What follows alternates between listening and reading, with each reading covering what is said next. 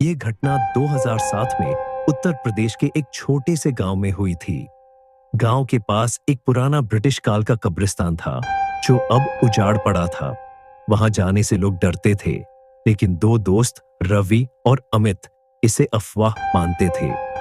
रवि और अमित को हॉरर कहानियों पर यकीन नहीं था। एक दिन दोस्तों के बीच बहस छिड़ी और शर्त लगी कि वे रात 12 बजे कब्रिस्तान में 1 घंटे बिताएंगे। दोस्त एक टॉर्च और मोबाइल लेकर कब्रिस्तान पहुंचे। अंदर घुसते ही अजीब सी ठंडक महसूस हुई, जबकि वो अप्रैल की गर्मी थी।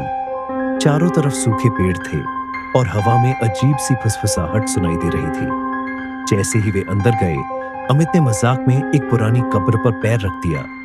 अचानक उनकी टॉर्च बंद हो गई।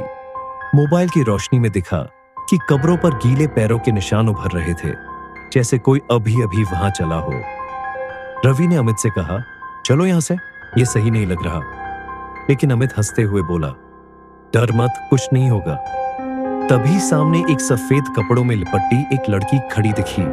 उसके लंबे बाल थे और वह बिना हिले डुले सिर्फ उनकी तरफ देख रही थी। अमित ने धीरे से पूछा, कौन हो तुम? लड़की की बर्फ जैसी ठंडी आवाज आई, मुझे घर छोड़ दो। अमित घबरा गया, पर रवि ने हिम्मत दिखाते हुए कहा, तुम कहां रहती हो? लड़की ने कब्रिस्तान के बाहर एक पुराने घर की तरफ इशारा किया। वे डरते डरते उसके साथ चल पड़े। जैसे ही वे गांव की सड़क तक पहुंचे, लड़की अचानक गायब हो गई। डरते हुए वे अगले दिन गांव के बुजुर्गों से उस घर के बारे में पूछने गए। उन्हें जो पता चला, उसने उनके रोंगटे खड़े कर दिए। बेटा, वो घर 20 साल पहले जलकर खाक हो चुका था। उस हादसे में एक लड़की की जलकर मौत हो गई थी।